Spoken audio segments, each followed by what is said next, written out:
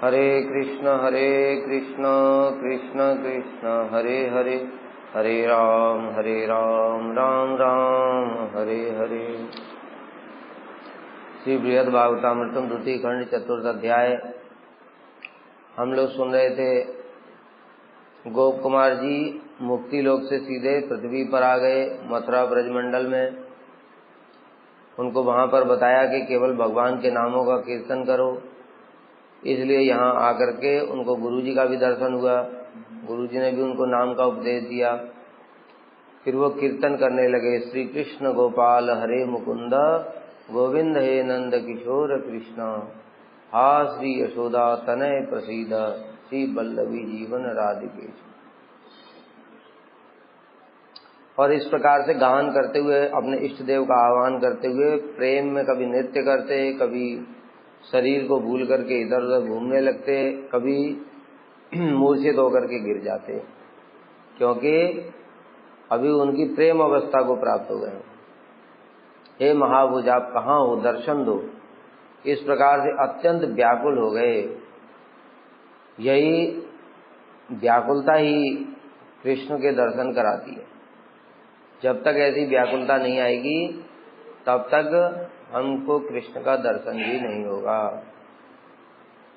इसलिए अभी हमको व्याकुलता होती है। कौन सी व्याकुलता होती है? बस थोड़ा संसार से दुख वाली व्याकुलता होती है। वास्तव में कृष्ण के दर्शन की व्याकुलता नहीं है वो। उसके अंदर भी अपना दुख दर्द कष्ट ये दूर निवारण का छिपा हुआ है। और भगवान तो सब देख लेते हैं भीतर बैठ करके। कभी इसके अंदर में 90% व्याकुलता अपने लिए है, 10% मेरे लिए।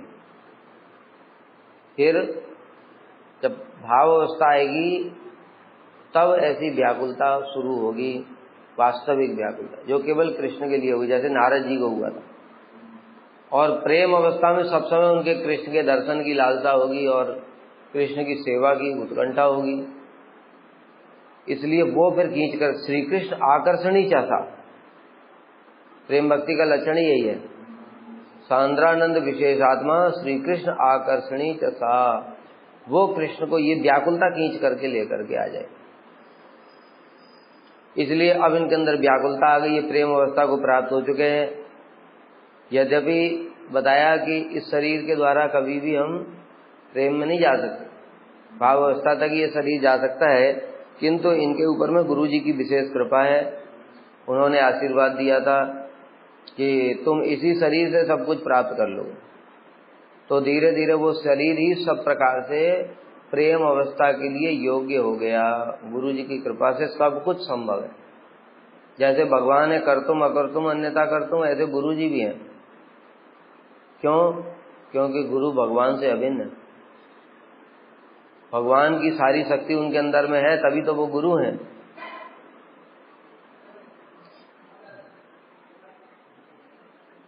एकदा तम निज प्राणनाथम पश्यन् निवाग्रतः, धर्तुम धावन गतो मोहम न्यपतम प्रेम विह्वलः। एकदा एक बार तम निज प्राणनाथम, अपने प्राणनाथ श्री कृष्ण का दर्शन हो गया। प्रेम अवस्था में दर्शन हो जाएगा। पश्यन् निवाग्रतः, अपने सामने उनको देखा। जैसे कहीं घूम रहे थे, बताया ब्रज में इधर उधर घूमते रहते, भ्रमण करते प्रेम अवस्था में ना। अभी तो कुछ समझ में ही नहीं आता, सब समय प्रेम में ही डूबे रहते, शरीर की शुद्ध बुद्धि नहीं है। तो कहीं किधर भी जा रहे थे और एकदम से सामने देखा कृष्ण, और कृष्ण को देखते ही तो बस पा लिया ऐसे करके दौड़े बड़ी तेजी से उनको पकड़ने के लिए। धर्तुम धावन गतो मोहम, दौड़े पकड़ने के लिए। न्यपतम, किंतु गिर गए। क्यों गिर गए? प्रेम विह्वला, प्रेम की व्याकुलता के कारण। प्रेम की व्याकुलता में शरीर साथ नहीं दे रहा है। बताए ना कि जो प्रेम अवस्था वाला भक्त है उसका पैर भी ऐसे नहीं पड़ता है जमीन पर जैसे हम लोग पड़ते। कभी एक पैर इधर पड़ रहा है, जैसे मदमस्त होते ना, उस प्रकार से। तो इस कारण से मूर्छित हो गए, गिर पड़े। प्रेम अवस्था के कारण सीधा 8वां विकार प्रकाशित हो गया। तो भाव अवस्था होती तो रोमांच कंप इत्यादि होता कुछ। जैसे नारद जी को दर्शन हुआ तो मूर्छित नहीं हुए थे, वो व्याकुल हो गए थे। तावत्तई पार्षदैरित्य वैकुंठम नेतुमात्मनः यानमाप्रोपितः सद्यो व्युत्थायाचालयम् दृशौ। उस समय पार्षदगण मुझे वैकुंठ ले जाने के लिए आए। अभी मूर्छित हैं वो, उनको कुछ पता नहीं है, बाद में पता चला। इसलिए बाद के कथा तो बाद में सुना रहे ना, इसलिए पूरा अपना कहानी सुना रहे, नहीं तो पता ही नहीं चलता। मूर्छित थे वो, तो उनको कुछ होश नहीं है। उसी समय वैकुंठ के पार्षद वहां विमान लेकर के आ गए और उन्होंने उठा करके विमान पर चढ़ा दिया। उस समय मेरी मूर्छा भंग हुई, विमान पर चढ़ गए, उन्होंने चढ़ा दिया, तब उन्होंने मूर्छा भंग हुई उनकी और देखा अरे मैं कहाँ हूँ, बड़ी नई नई चीज दिखी, एकदम दिव्य तेजोमय रथ दिखाई, मैं तो रथ के ऊपर हूँ। उनको याद था मैं तो मथुरा में था कहीं, और ऐसे कृष्ण मुझे दिखाई दिए थे और मैं उनको दौड़ा था पकड़ने के लिए, मूर्छित होकर के गिर गया था। उस समय वैकुंठ पार्षद जिन्होंने मुक्ति पद में मुझे वैकुंठ प्राप्ति के साधन का उपदेश दिया था, मुझे वैकुंठ ले जाने के लिए आए और तुरंत उन्होंने विमान में चढ़ा लिया। तब मैं चकित होकर इधर उधर देखने लगा। सर्वमन्यादृशम दृष्ट्वा विस्मितः स्वस्थतां गतः पार्श्वे अपश्यम पुरां दृष्टान तानेव आत्मप्रियंकरान्। सर्वमन्यादृशम दृष्ट्वा विस्मितम, सब कुछ नया नया देख करके मैं अत्यंत आश्चर्यचकित हो गया। ये हर चीज नई नई लग रही है, क्या है ये सब, कहाँ पहुंच गया मैं, एकदम नई नई चीज में पहुंच गया। किंतु कुछ देर बाद स्वस्थ हुआ, थोड़ा प्रेम अवस्था से एकदम से सीधे बाह्य स्फूर्ति नहीं हो जाएगी, अर्ध बाह्य दशा आती है। महाप्रभु का वर्णन आता है ना, महाप्रभु पहले आंतरिक दशा में, अंतर दशा के बाद में फिर अर्ध बाह्य दशा उत्पन्न। अर्ध बाह्य दशा मतलब थोड़ा थोड़ा वो स्मरण है, थोड़ा थोड़ा शरीर की भी सुध-बुध हो रही है, अभी अर्ध बाह्य दशा में। फिर उसके बाद में फिर बाह्य दशा उपस्थित। बाह्य दशा मतलब वो अंतर दशा जो है पूर्ण रूप से अंतर्धान हो गई, और अब बाह्य दशा देख रहे हैं, अरे ये क्या है, वैकुंठ के पार्षद हैं, ये तो वही हैं जो मुक्ति लोक में मिले थे, चतुर्भुजधारी महातेजस्वी, और ये तो वही पार्षद हैं जो जिन्होंने मुझे मेरे प्रिय वैकुंठ प्राप्ति का उपाय निर्देश कर मेरा उपकार किया। वहां पर उन्होंने वैकुंठ की महिमा सुनी, और वैकुंठ की महिमा सुन करके उनको वैकुंठ जाने के लिए इच्छा उत्पन्न हुई थी, और ये पार्षदों ने ही उनके ऊपर उपकार किया था। क्या उपकार? वैकुंठ प्राप्ति का उपाय को बता करके। इसलिए जगत में सर्वोत्तम उपकार यही है। तब कथामृतम तप्त जीवनम भूरिदा जना। भूरिदा जना कौन है?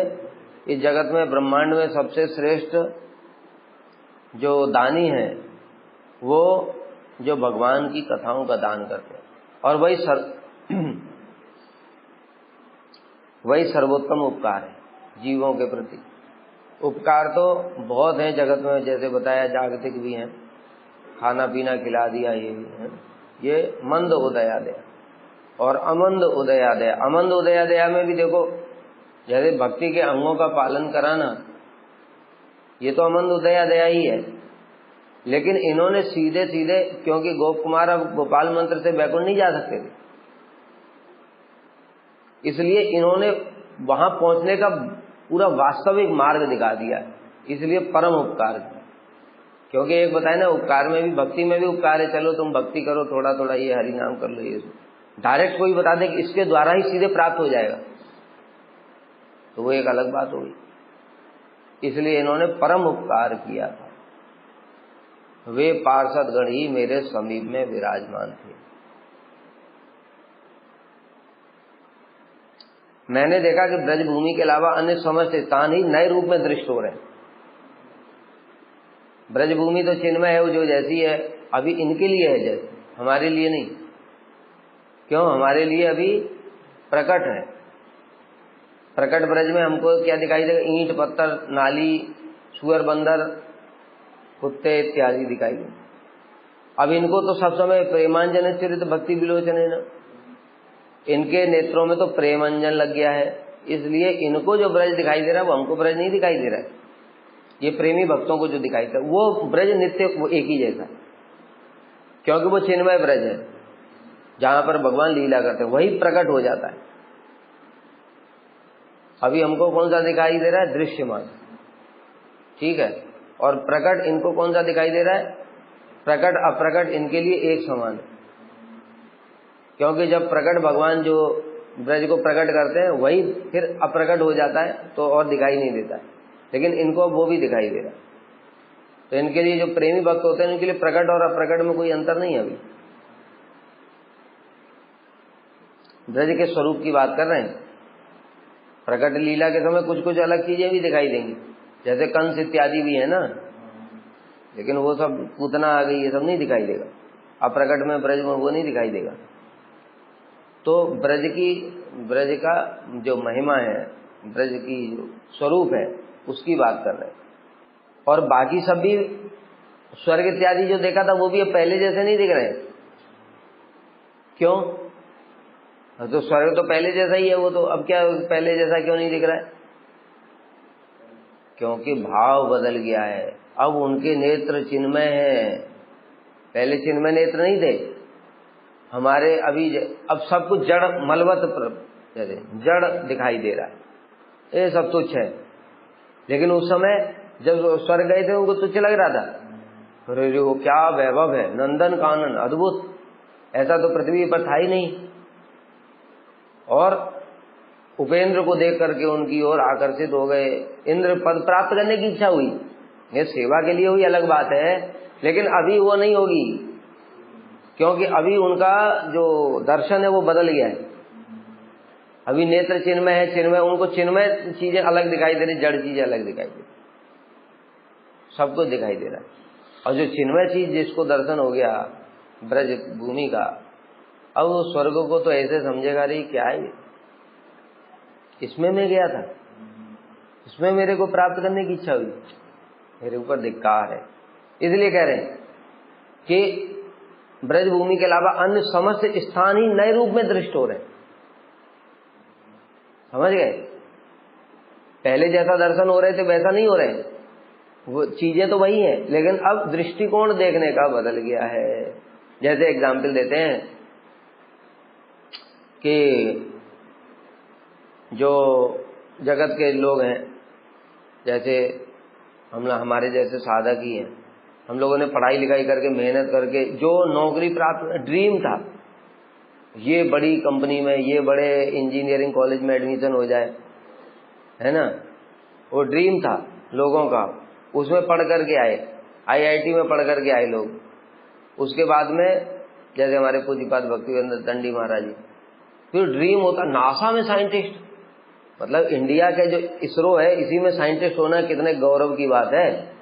और नासा में साइंटिस्ट मतलब वर्ल्ड का सबसे टॉप, वो ड्रीम है। अब उसको छोड़ करके भक्ति में आ गए, भक्ति में आकर के एक ऐसे मठ में रहते हैं एकदम सिंपल, और अभी उसकी तरफ देखेंगे नासा की तरफ तो क्या है ये, और वही दुनिया के लिए वो परम वैभव है। समझ गए?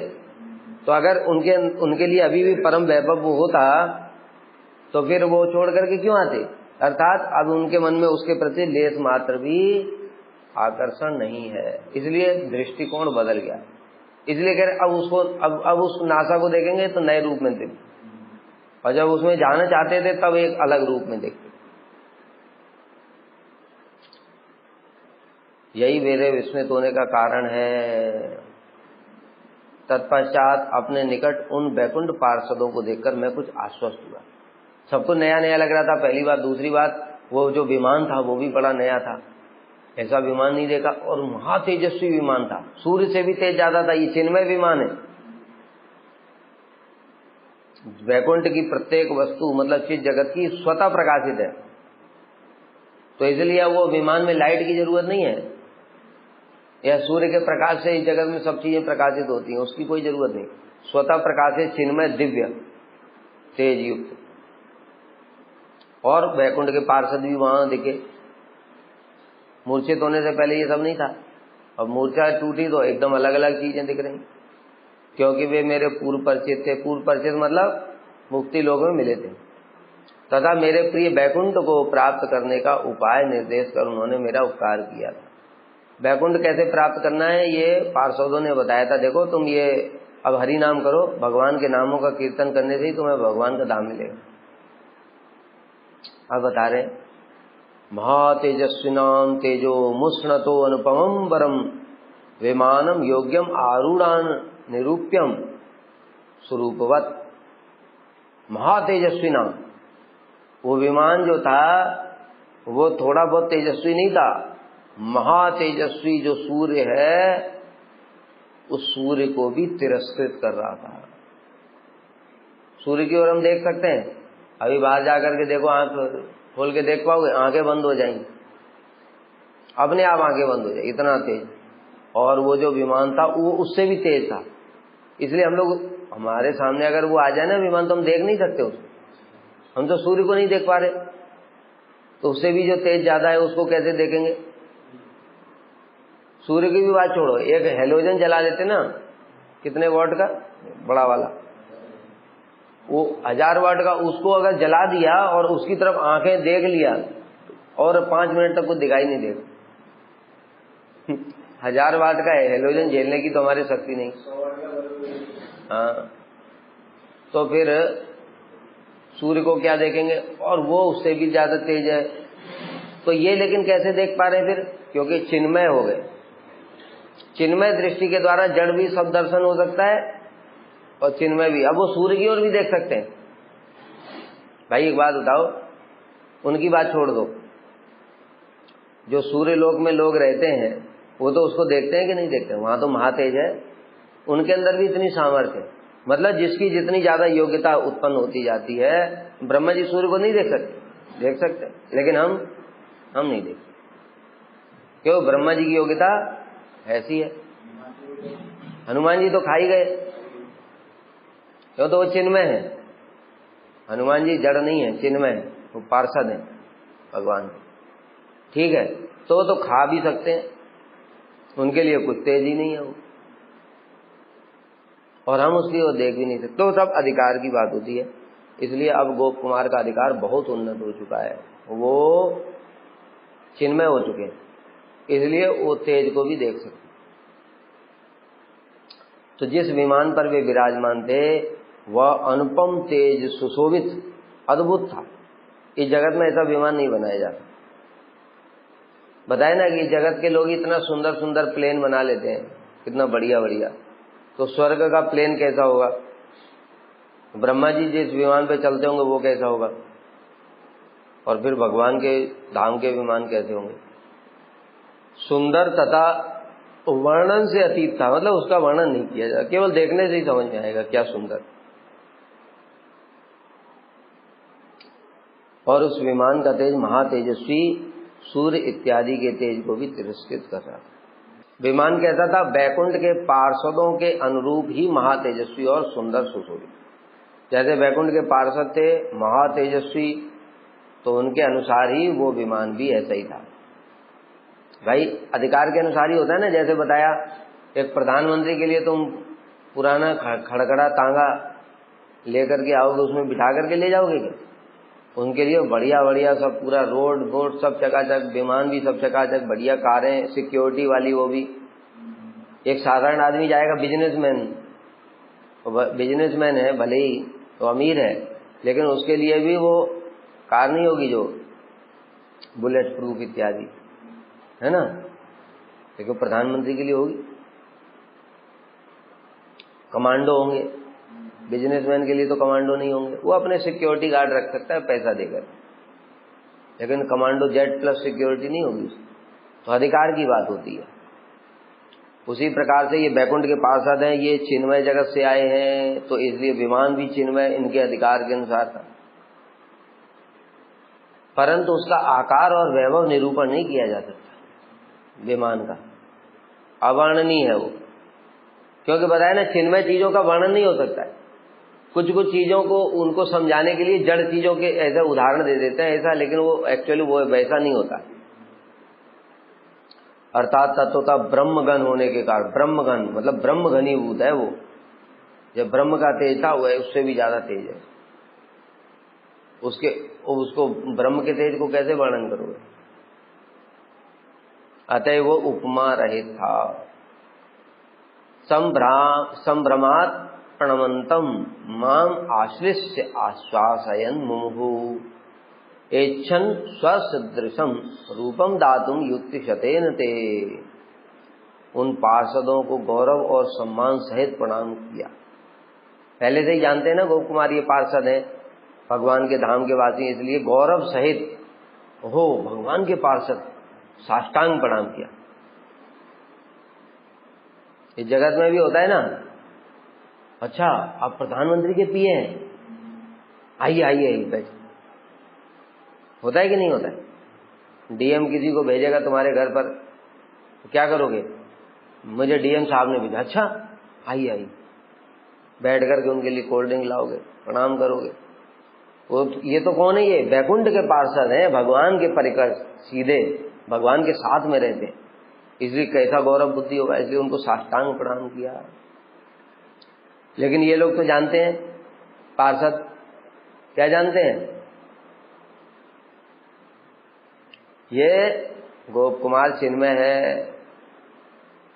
अब ये तो धाम का ये भी परिकर हो गया है, इसलिए इनका तो गौरव बुद्धि है उनके प्रति अभी, क्योंकि अभी इनको पूरा वो बुद्धि नहीं आई है कि मैं वहां गोलोक में हूं, ये वो, ये तो अभी अपने को छोटा ही समझ रहे हैं ना गोप कुमार तो, अरे कहाँ वैकुंठ के पार्षद, कहाँ मैं तुच्छ व्यक्ति।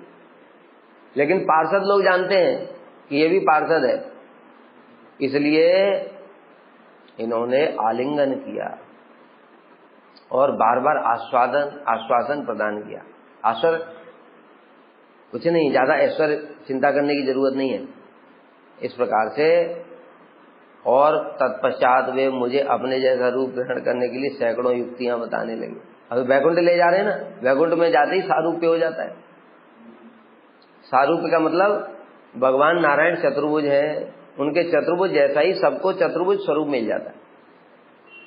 अब वो उनकी इच्छा है गोप कुमार की, जैसे अन्य अन्य जगह पर भी, जैसे वहां पर उन्होंने ब्राह्मणत्व तो स्वीकार नहीं किया, कहां पर है, महरलोक में, तपोलोक में चतुर्सेन जैसा बनना नहीं चाहते थे वो, ठीक है, वहां पर रिजेक्ट करके आए। इसी प्रकार से इनको ऑफर मिला यहाँ पर कि तुम चतुर्भुज हो जाओ, हमारे जैसे ही हो जाओ। गोप कुमार ने मना कर दिया, सैकड़ों युक्तियां बताने लगी। युक्तियां मतलब देखो वो जो बैकुंठ है वहां पर सभी ऐसे ही हैं, सब चतुर्भुज हैं, शंख चक्र गदा पद्म होते हैं उनके, और इस प्रकार से उनके अंदर में सब दिव्य शक्तियां होती हैं, अणिमा लगिमा महिमा इत्यादि जो उनकी सब सेवाएं करती हैं, उनके अंदर भगवान शक्ति संचार कर देते हैं, वो भगवान की जैसे ही हो जाते हैं। इसलिए हे गोप कुमार तुम भी ये बैकुंठ का पार्षदत्व ग्रहण कर लो, चतुर्भुज हो जाओ।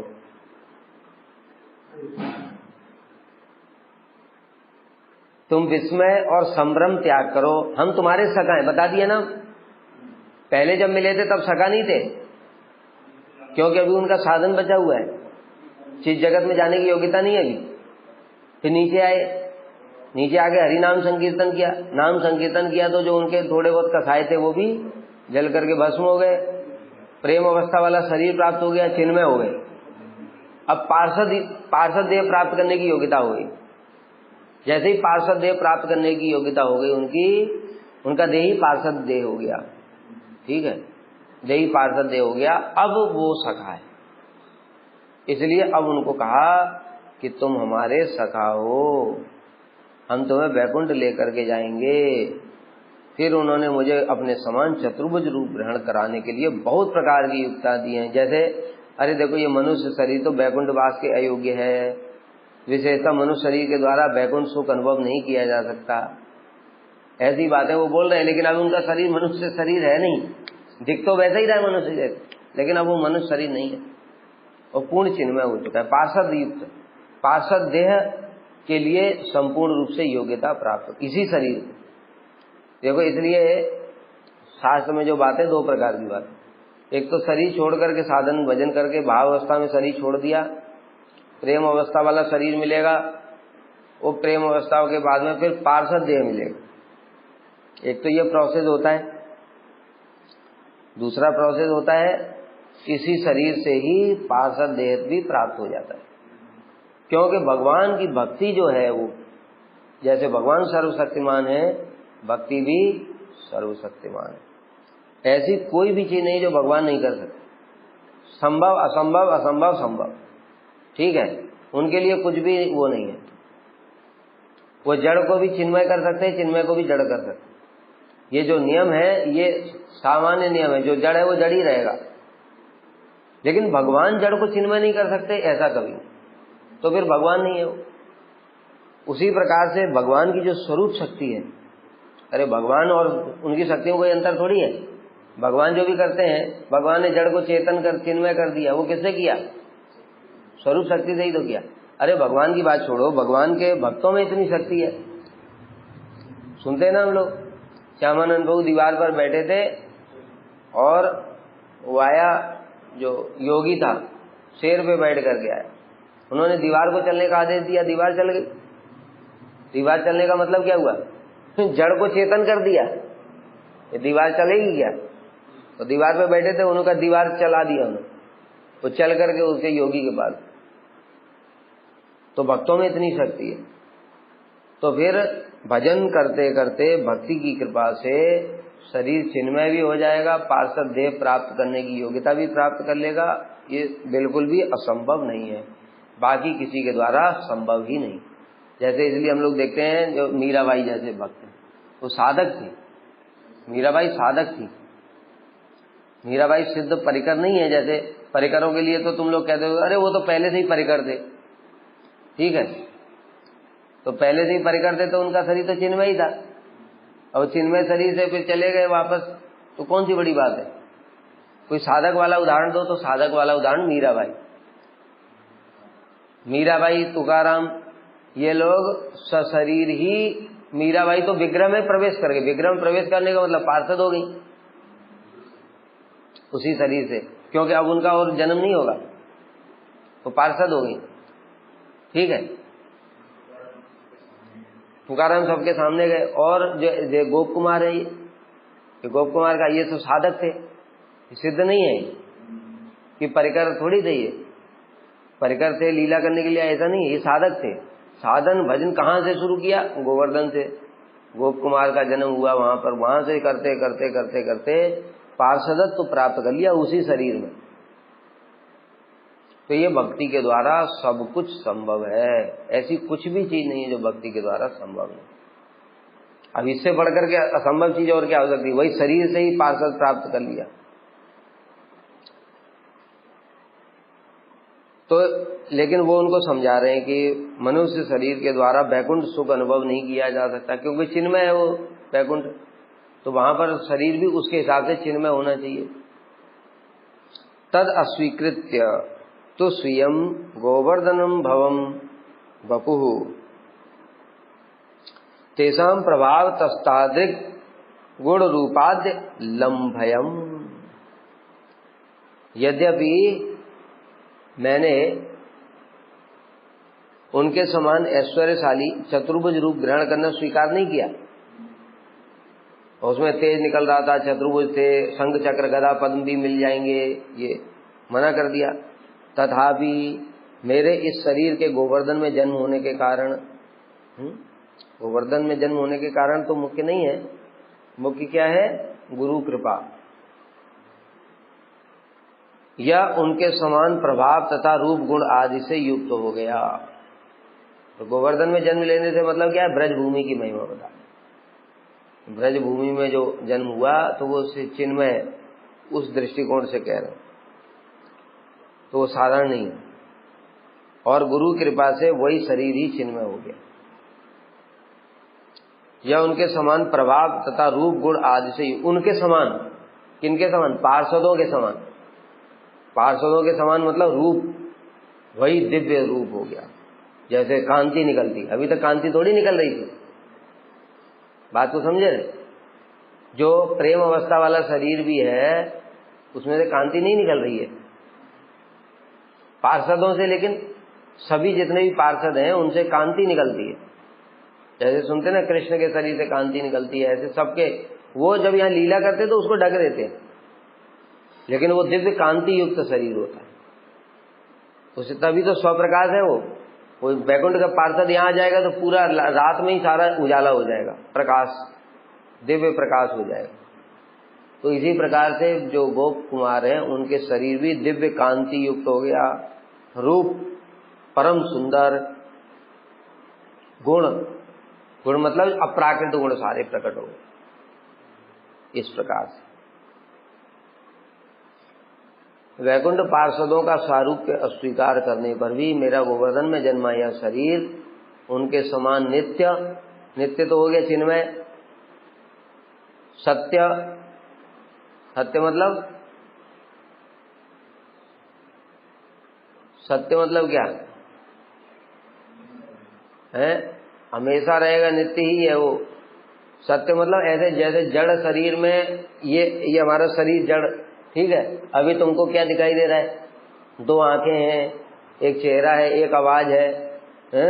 और इसमें शरीर का रंग थोड़ा गोरा है, पतला दुबला शरीर है, ये दिखाई दे रहा है ना। फिर जब आग लगा दिया, जला दिया इसको, फिर राख बन गया। तो कहाँ गया वो जो तुमको दिखाई दे रहा था? आवाज कहाँ गई? वो चेहरा कहाँ गया? वो पतला दुबला कहाँ गया? सब राख बन गया। तो इस दृष्टिकोण से, लेकिन अब ये शरीर ऐसा नहीं, ये सत्य है। सत्य यहां से कहने से मिथ्या वाला बात नहीं कह रहे, मायावादियों की तरह जगत मिथ्या। ये सत्य मतलब वो बदलता नहीं है, वैसा ही रहेगा, परमानेंट।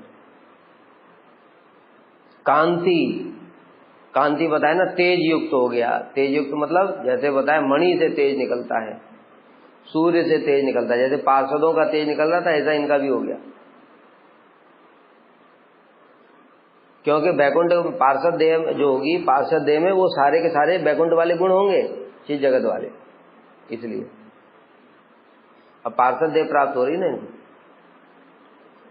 और समस्त प्रकार के सामर्थ्य इत्यादि गुणों से युक्त हो गए। सामर्थ्य मतलब, सामर्थ्य मतलब चिज जगत में जो जो वस्तुएं ग्रहण करने के लिए योग्यता चाहिए। जैसे अभी बताया कि वहां का विमान आ जाएगा तो हम जड़ आंखों से नहीं देख पाएंगे, अब इनके अंदर सामर्थ्य आ गई। अब इनके सामने वो विमान अब दोबारा आएगा, अगर मान लो, अब इनकी आंखें चुदियाएंगी नहीं, समझ गए? आंखें बंद नहीं होंगी, तो विस्मित नहीं होंगे। क्यों? अब इनके अंदर में वो योग्यता आ गई है, ये खुद ही तेजस्वी हो गए, इसलिए वो दूसरे तेज को भी ऐसे आसानी से देख सकते, जैसे हम लोग आपस में देखते हैं। ठीक है, हम लोग आपस में एक दूसरे को देखने के लिए कुछ कष्ट करना पड़ता है, लेकिन जैसे बताया कोई लाइट वाला व्यक्ति आ जाए तो आंखें बंद हो जाएंगी। लेकिन अब इनकी योग्य सामर्थ्य आ गई। और दूसरी सामर्थ्य क्या? भगवान के दर्शन करने की सामर्थ्य, भगवान की सेवा करने की सामर्थ्य, ठीक है, ये सब सामर्थ्य। और सब प्रकार की शक्तियां भी, ये सब सामर्थ्य, शक्ति सामर्थ्य इत्यादि से युक्त हो गया। जो बताया नारायण में 60 गुण होते हैं, नारायण में 60 गुण होते हैं, उनके पार्षदों में भी वैसे ही गुण होते हैं।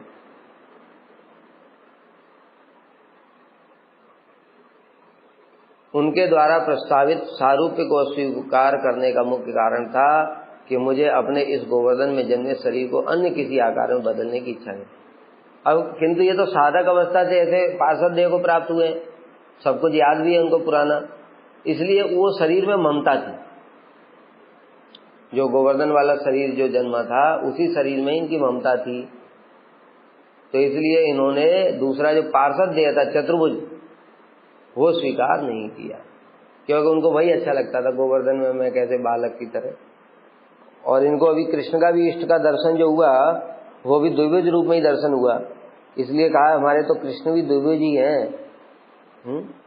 कृष्ण को दिया देखा ना भी प्रेम अवस्था में, इसलिए किसी आकार को बदलने की इच्छा उनकी नहीं हुई।